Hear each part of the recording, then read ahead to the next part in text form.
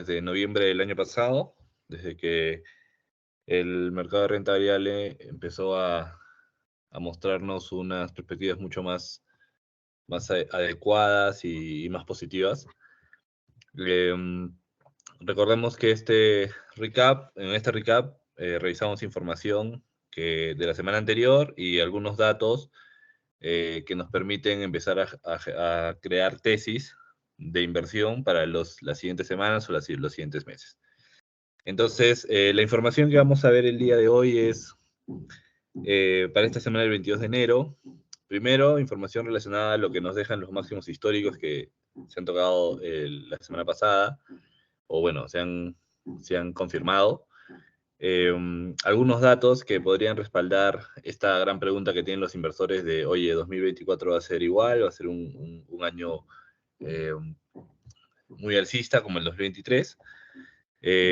También, en línea con esto, vamos a ver que hay un grupo de acciones, una familia de acciones de baja capitalización que se encuentran en niveles interesantes y ya junto con estas perspectivas para el mercado en 2024-2025, pues nos invitan a al menos considerarlas dentro de nuestro portafolio.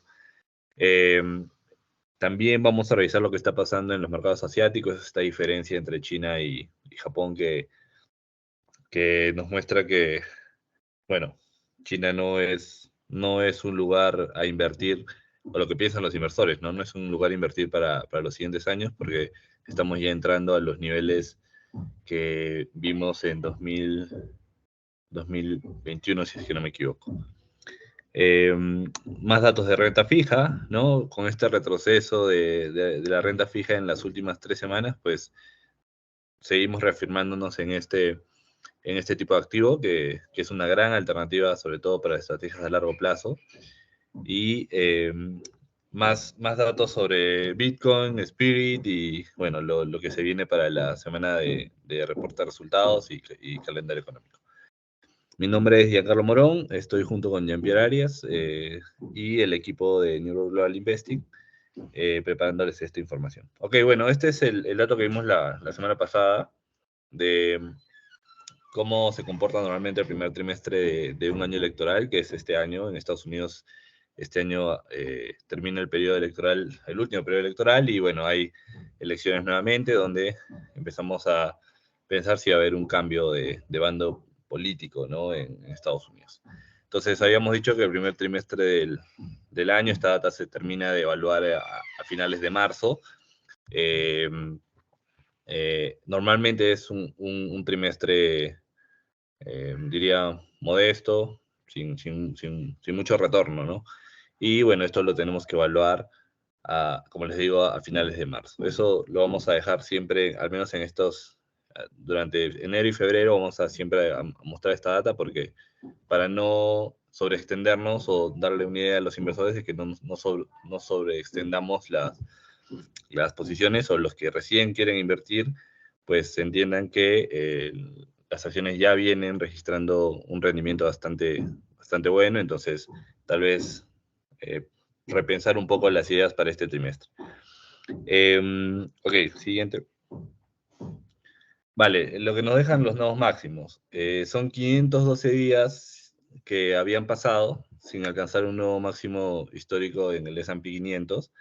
Y este es el registro 6, ¿no? Es el sexto registro de mayor a menor tiempo, ¿no? Entonces, ahora, el retorno que viene posteriormente a esto es bastante bueno para el S&P 500, ¿no? Lo tienen en la tabla, más o menos en la última columna, ¿no? Los 6 meses después, cuál es el retorno del S&P cuando se alcanza un nuevo máximo histórico. Ahora, hay otra data importante sobre esto, que habla sobre cuando un máximo histórico se alcanza superando el año, ¿no? Normalmente cuando se supera el año, los 365 días y posterior a eso recién se alcanza un máximo histórico, normalmente hay un segundo año bastante bueno. Entonces, recuerden que este rendimiento anual se mide el 31 de diciembre del 2024. Entonces, en el camino puede haber algún tipo de retroceso, puede estar en el primer trimestre de este año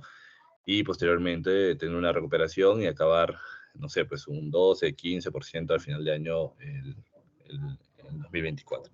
Pero esto es es un dato interesante por ser el sexto, ¿no? De los casi 140, diría, sí, 140 años, ¿no? Más o menos 140 años de historia del mercado. Siguiente. ¿Yambi? Bien, aquí vemos un poco el recap ya de lo que vamos del año, ¿no? Lo que vamos del mes de enero. Podemos ver el desempeño de todos los sectores, en este caso teniendo como líder al sector tecnológico. Todo el tema este de la inteligencia artificial y todo el hype que se está generando a partir de eso, pues está impulsando mucho el sector, sobre todo en semiconductores, en todos los que tienen que ver con desarrolladores de inteligencia artificial y de chips, literalmente. En este caso, pues Nvidia es el que más está liderando. Después tenemos un sector de comunicación, servicios de comunicación, ¿no? También que viene bien. Por ahí otros sectores que también se han ido recuperando junto al mercado, pero si vemos un poco este recap, podemos decir de que a pesar de que ha subido la semana pasada, ¿no? Podemos decir de que los mercados hasta el momento, pues, pueden describirse como moderados, ¿no? Como había comentado, ya las acciones tecnológicas son las que están liderando el desempeño de mercado y hasta los índices, ahora lo vamos a ver cómo se han desempeñado. Sin embargo, lo que se espera en realidad es que haya un retroceso natural o reinicio natural, ¿no? En este caso, se esperaba de que fuese antes, hubo un pequeño retroceso que ya realmente desapareció y actualmente estamos en nuevos máximos, como lo acaba de comentar Yanka. Si hablamos un poco del sector de energía, que es el que más ha sido tocado, pues ahí tenemos varias cosas a conversar, ¿no? Para empezar, el tema de los conflictos apoya a que el precio del crudo y también del combustible pues incremente. Pero en este caso no solamente eso, han pasado varias cosas. El clima en Estados Unidos, que es eh, ahorita está con un clima frío, pues han causado interrupciones en cuanto a los viajes y eso pues con la demanda de crudo pues también le afecta bastante, ¿no? El tema de causar restricciones, limitaciones a los viajes y también interrupciones, pues eso también afecta a lo que es la demanda. También tenemos aquí la lenta recuperación de la economía china, ¿no? Todo lo que se estaba hablando, los datos que han salido de crecimiento económico y eso ha afectado mucho sobre lo que se espera para el año, ¿no? En realidad, en energía han salido también datos de inventarios de petróleo que han sido más altos y también se espera de que la demanda ya para el año sea menor. Entonces, esa ha sido una de las razones por las cuales vemos que la energía es la que tiene menos desempeño, por así decirlo. Por otro lado, vemos otros sectores, digamos, más conservadores, ¿no? Como utilities y materials, que también vienen con retroceso y eso se puede deber a que pues, se han movido de sectores, por así decirlo, ¿no? Han pasado de utilities a tecnología y a lo que viene rindiendo más, por lo que han tomado ganancias durante ese inicio de año, ¿no? Ahora, aquí había comentado un poco de lo que es ya los índices. Como vemos, lo que lidera es el Nasdaq, ligado 100% a tecnología, casi 100%. El S&P también, que tiene grandes posiciones dentro de los top holdings del Nasdaq, que viene muy, muy por detrás de él. El Dow Jones podríamos decir que está un poco estable y se ha beneficiado un poco de ese incremento de mercado. Y el Russell 2000 es el que más ha sufrido debido al incremento de tasas. Bueno, recordemos de que ese es el índice que tiene que ver con empresas medianas y pequeñas. Entonces, estas empresas son las que vienen con más daño respecto al tema de créditos y a subida de tasas, ¿no? Entonces, por eso podemos ver de que su desempeño ha sido el peor durante este inicio de año.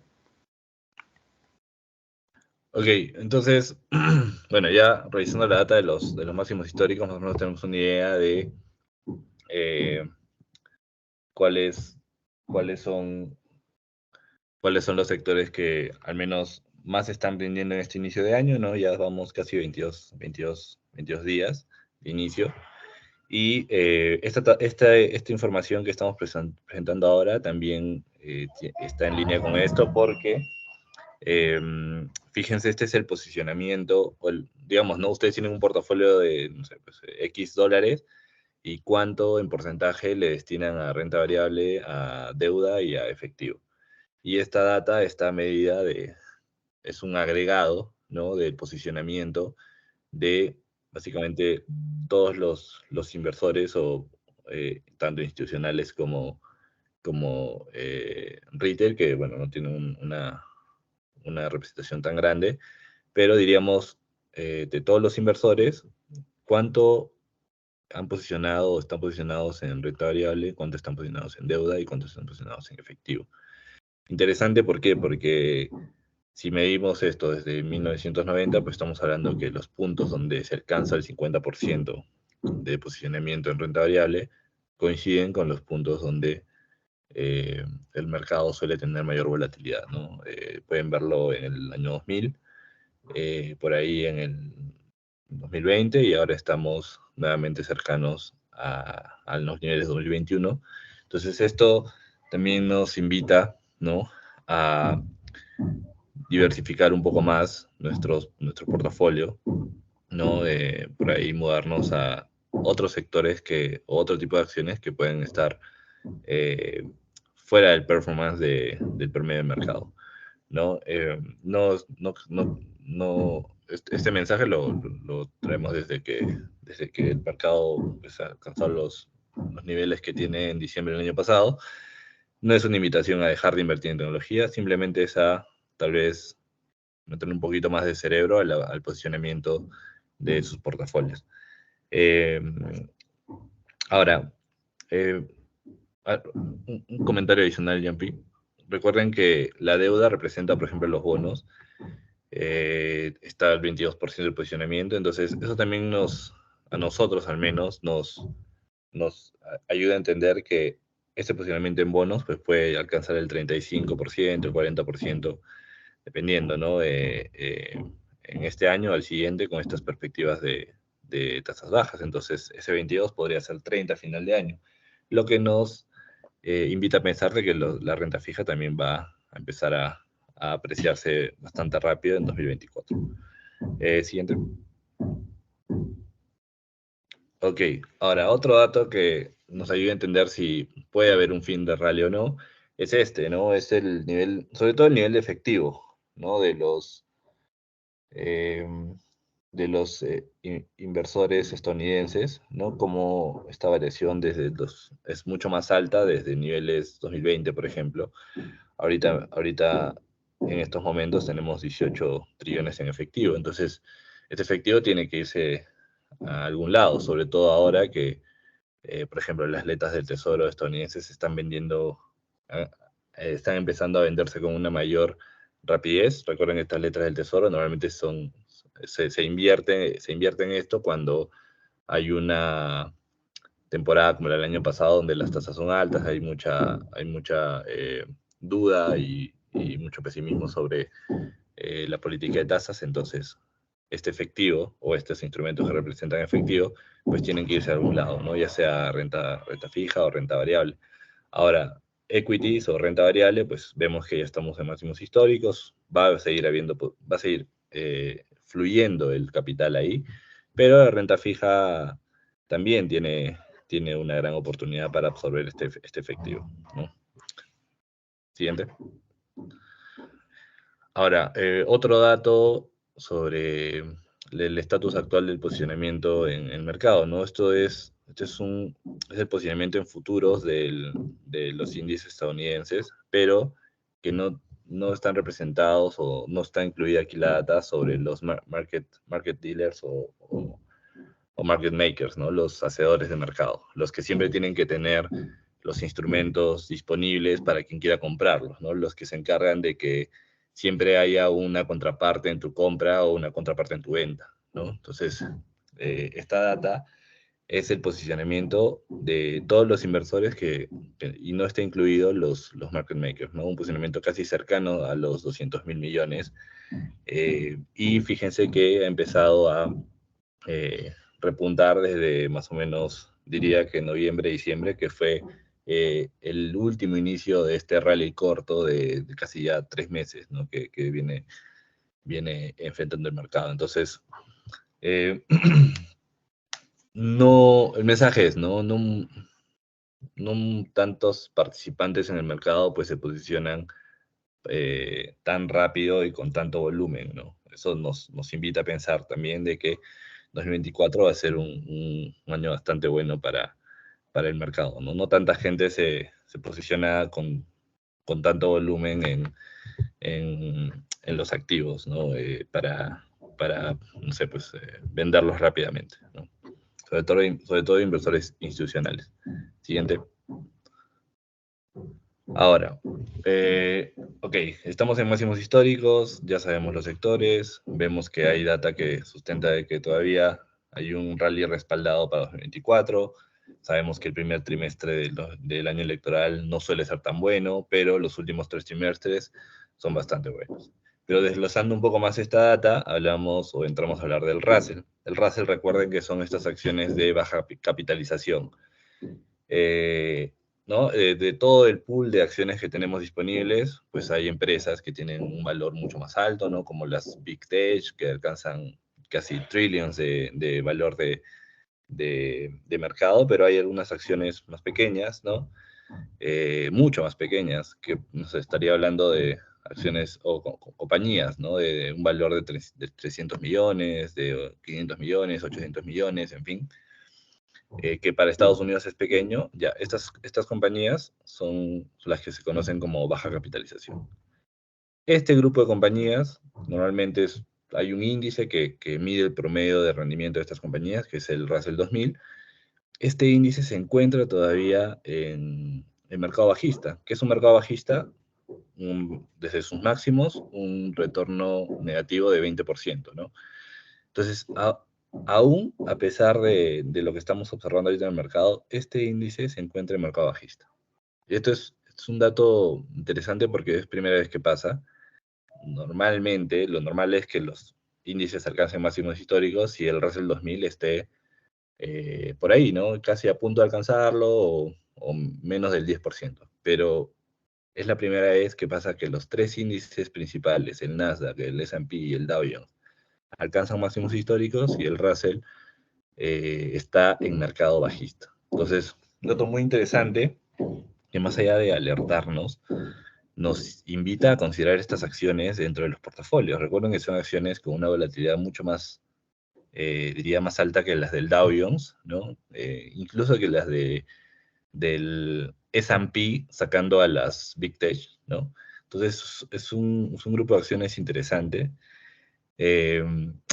Haciendo un research más específico tendrías que meterte mucho en buscar una por una. Yo, o bueno, nuestro equipo recomendaría más buscar los índices, ¿no? Para invertir en estas compañías. Y como lo dijo Jean-Pierre, ¿no? El periodo de tasas altas las golpea de mayor manera este tipo de acciones. Entonces, por eso es que estamos viendo que hay una especie de lag con respecto al estatus del mercado en general, pero eso nos invita a verlo como una oportunidad, ¿no? Esta brecha se tiene que acortar en algún momento y ese acorte tiene que venir de la mano de incremento de precios en este tipo de acciones. Siguiente, por favor.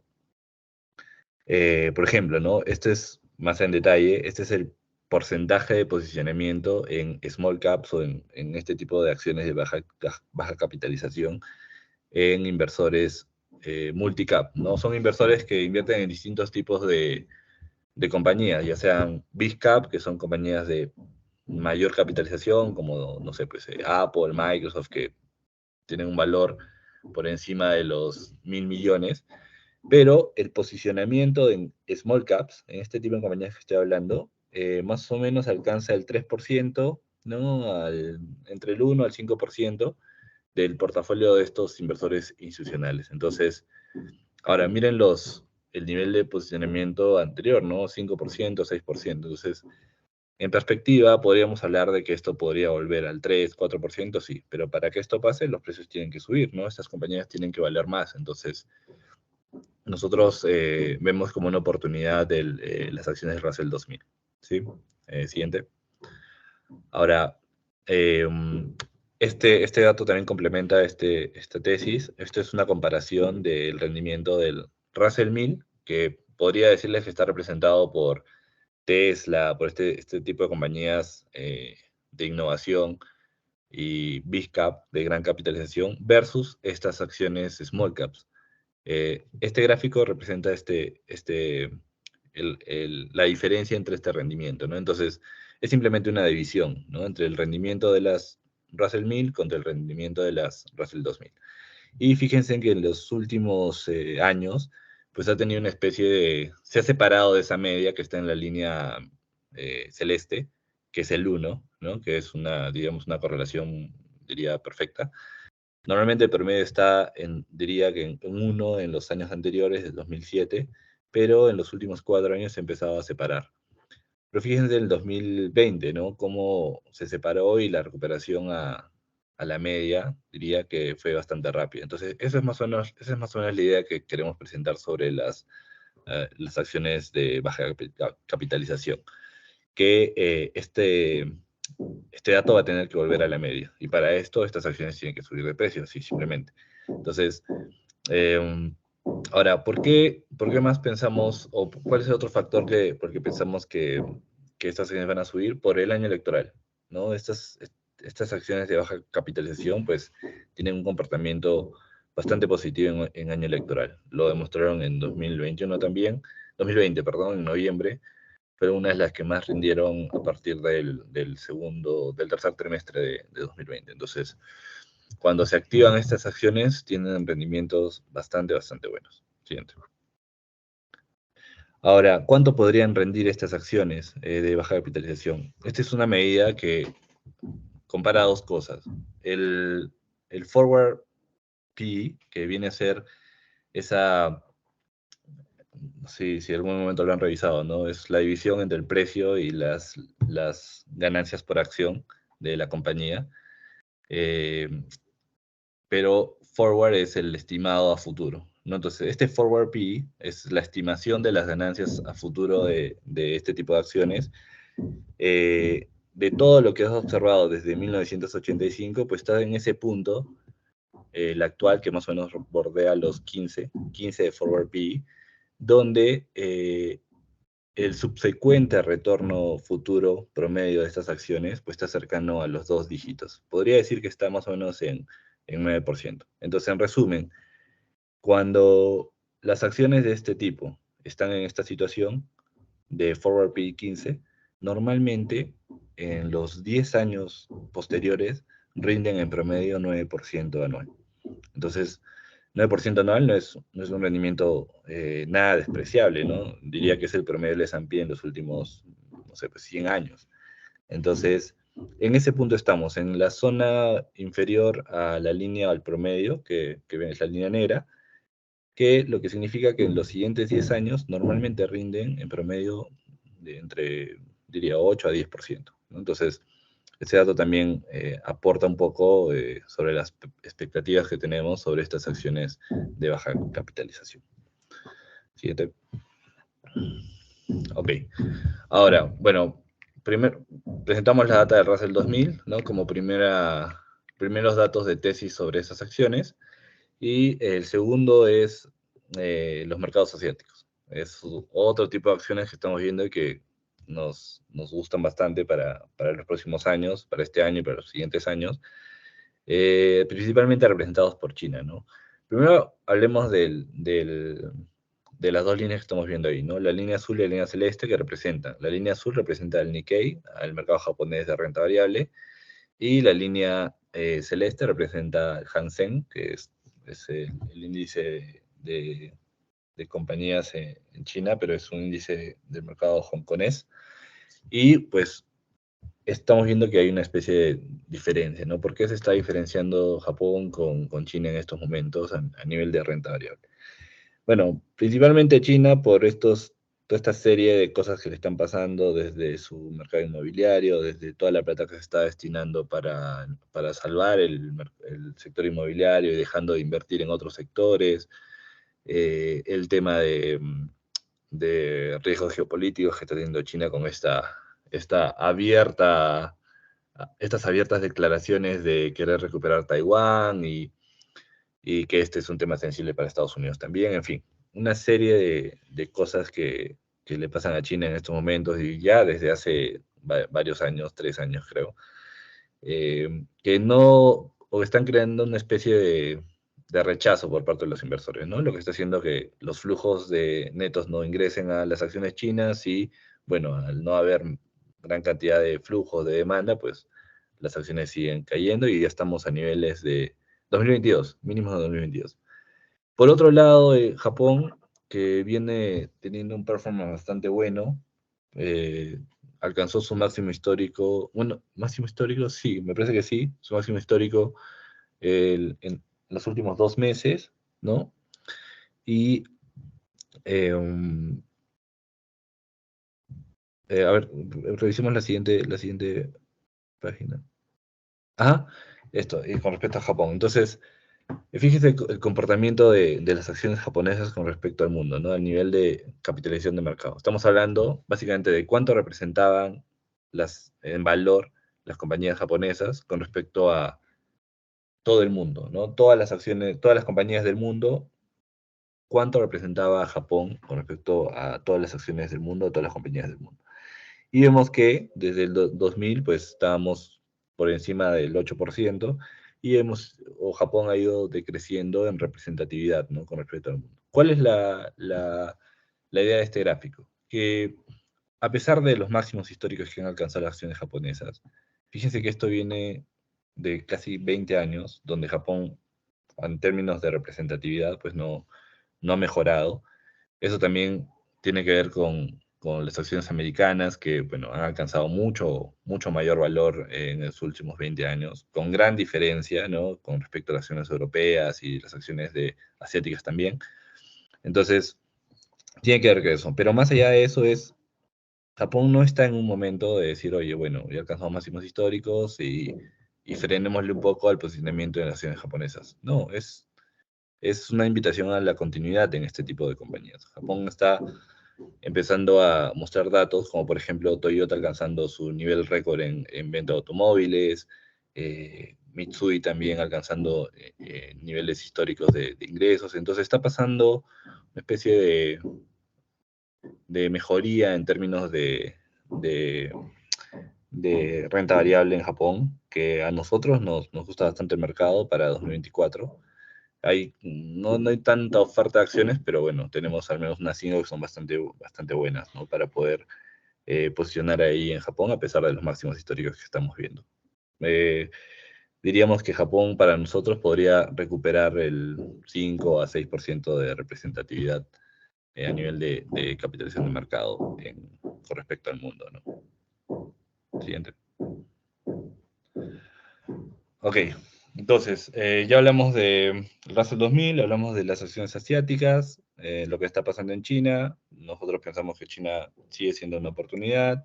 La semana pasada Baba tuvo un ingreso de, de, de flujo bastante importante el último día de la semana. Entonces empezamos a ver esos datos que nos invitan a invertir en Japón y en China, considerado dentro de nuestros portafolios.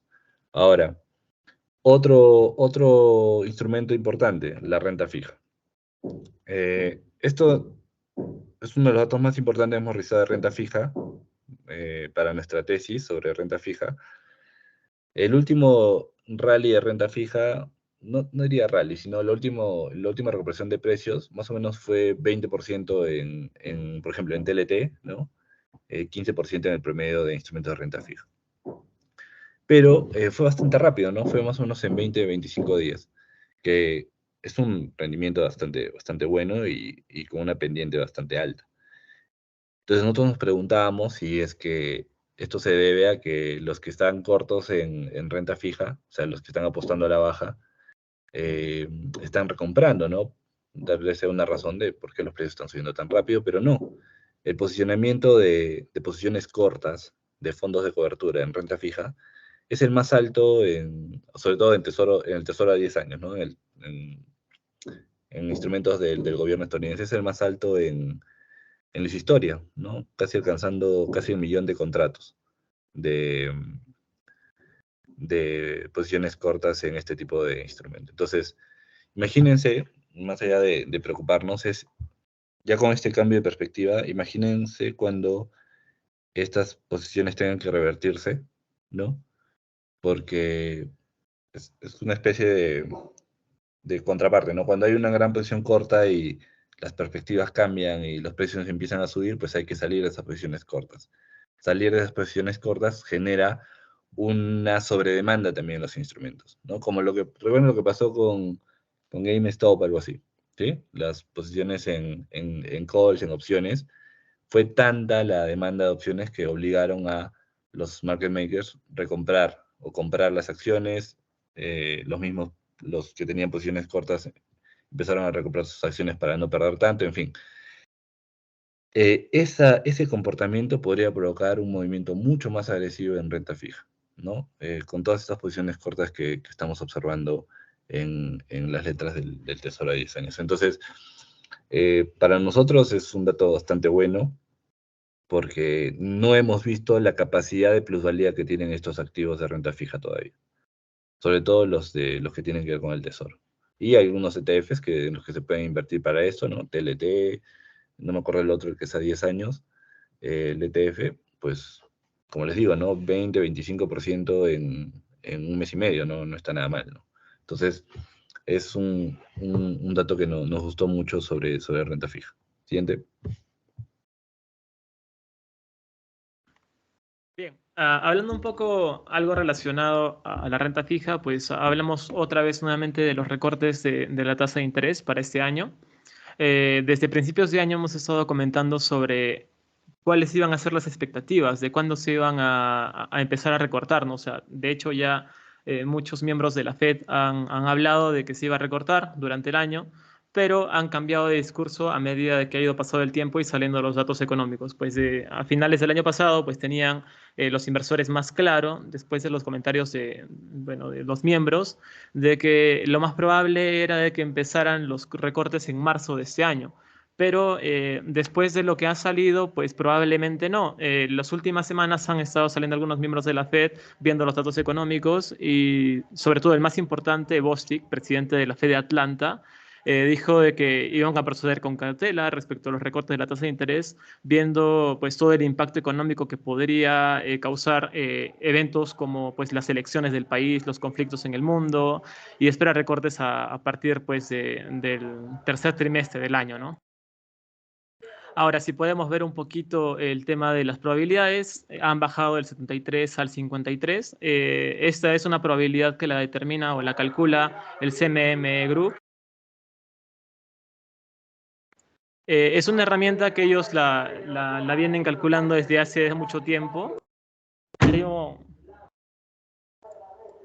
Y brindan a los inversores, pues los analistas, una medida de las expectativas de mercado sobre la política monetaria futura de la Reserva Federal. En este caso, podemos visitar la web, ¿no? De CME, como tal lo tienen en la fuente, CME Fed Watch Tool, y pueden ingresar al primer link que les va a aparecer. En el primer link que les va a aparecer pueden ver toda esta información detallada y también pues la metodología que usan para determinar esta tasa, ¿no?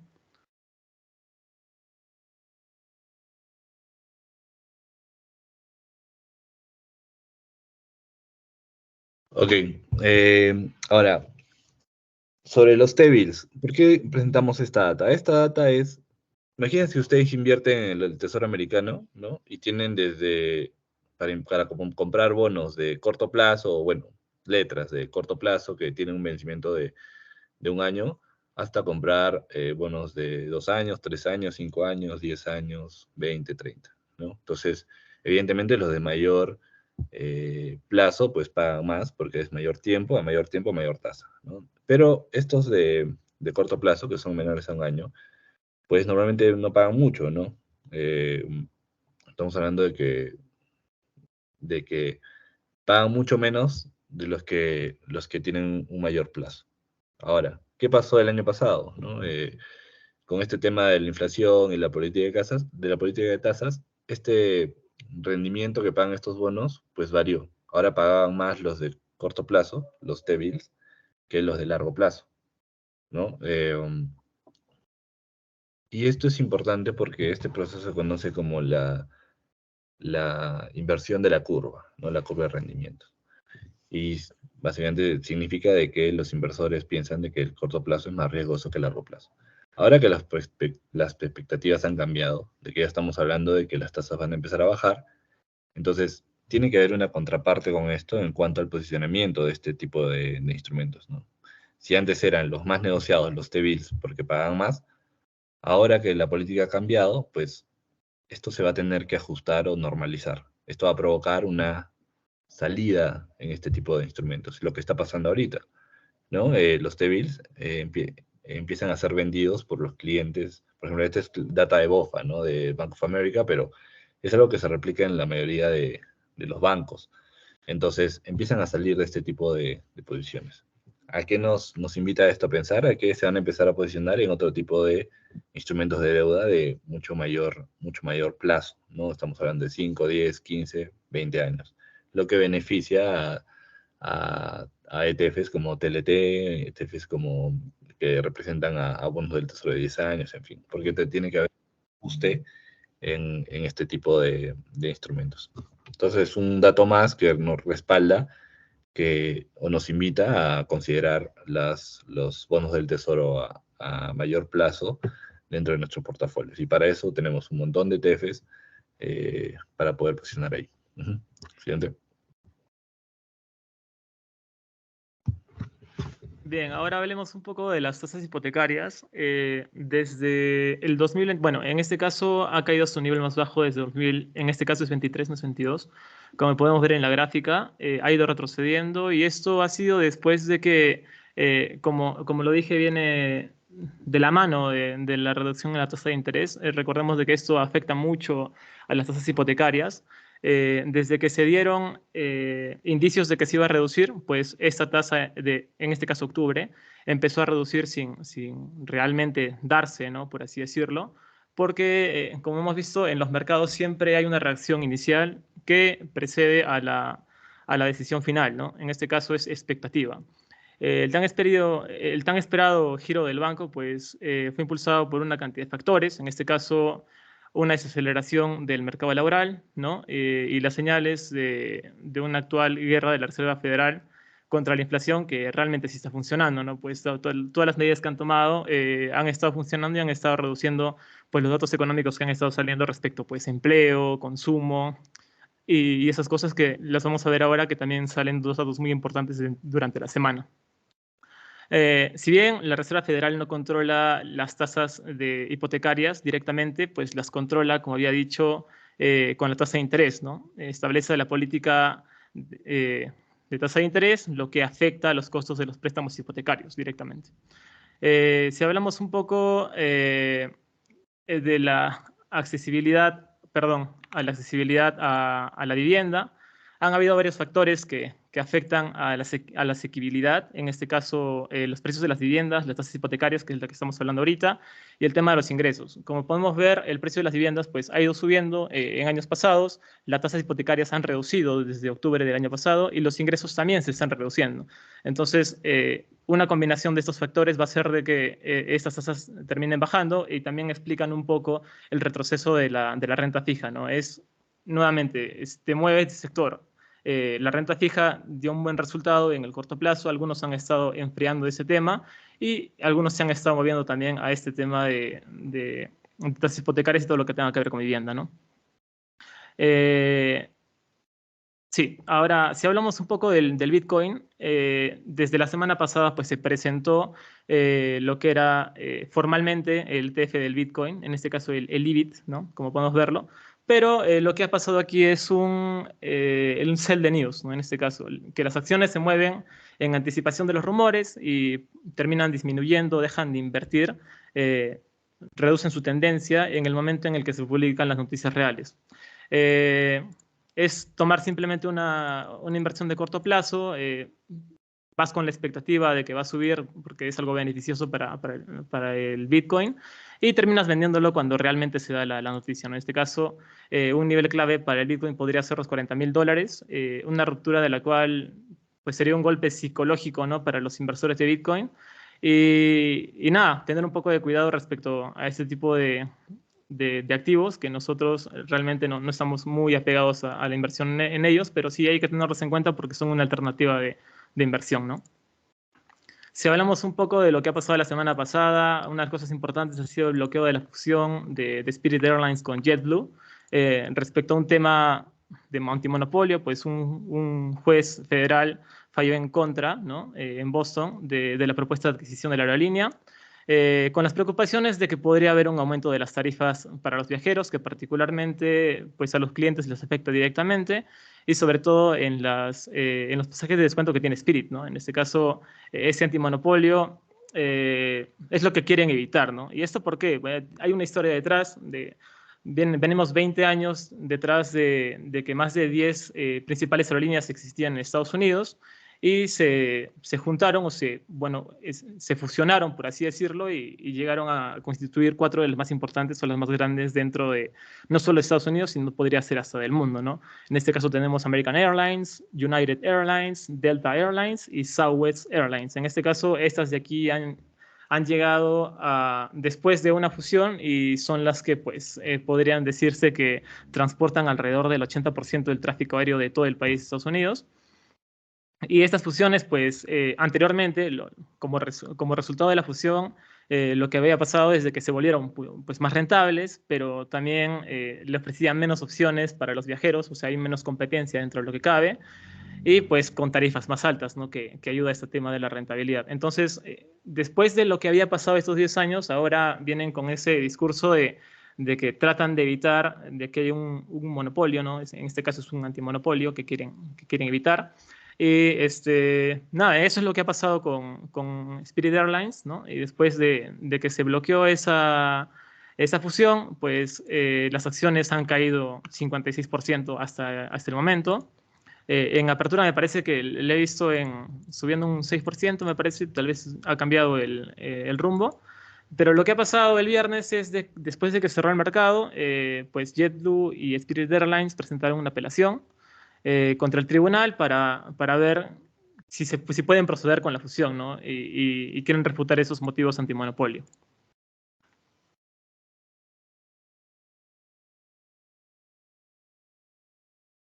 Genial, entonces ya para terminar, esto es lo que se viene para la temporada de ganancias ahora esta semana. Atentos al reporte de 3M. Recuerden que es una acción que está, no me acuerdo, pero está más de, si es que no me equivoco, 20% desde máximos. El reporte ¿dónde está? De Tesla, ¿no? Con este último descenso de las acciones perdiendo su media de largo plazo. Y todo este escrutinio que hay alrededor de Elon Musk, que tiene que ver con el desenfoque, con las drogas, con el tema de Twitter o de X, en fin. El reporte importante también el de Visa, importante para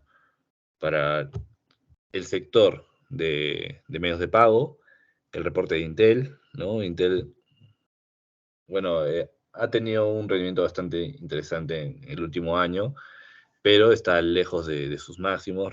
Recuerden que Intel es uno de los principales representantes del sector de semiconductores. Y el otro que estábamos viendo era el de... el de RTX. ¿Cuáles son sus perspectivas con respecto a todo este conflicto que está habiendo en Medio Oriente? Recuerden que RTX es un proveedor importante de Israel en el tema de misiles. Entonces, para poder entender un poco todo este tema del Medio Oriente, pues nos gustaría ver el reporte de RTX y lo que dicen sus principales representantes. Nada, eso tenemos para esta semana. Nos hemos extendido un poco. Queríamos hablar sobre todo sobre los blackouts, ¿no? Recuerden, el blackout es este bloqueo que tienen las empresas para poder recomprar sus propias acciones, que termina esta semana. Entonces, ahora, ¿qué quiere decir? Que ahora las compañías pueden recomprar nuevamente o tomar las recompras de sus acciones, ¿no? Y como lo vimos en algún momento, las recompras de acciones es uno de los principales factores por el cual el mercado ha subido los últimos 15 años. Entonces, lo dejo ahí en mesa. Esto se viene para el calendario económico. Tenemos data de GDP o de PBI el jueves, data de manufactura también el miércoles y data de Core PCE que vienen a ser datos de inflación el día viernes, ¿no? Son una semana bastante importante a nivel de data económica y ya para cerrar el mes de enero, ¿no? Nada, gracias a mi equipo por estar presente, por generar el contenido Y gracias a todos los participantes y a los que nos escuchan y nos escucharán en YouTube. Los invitamos todos los lunes a las 9 de la mañana a este recap semanal para poder prestarles esta información que puede darle soporte a sus decisiones de inversión. Gracias y nos vemos la siguiente semana.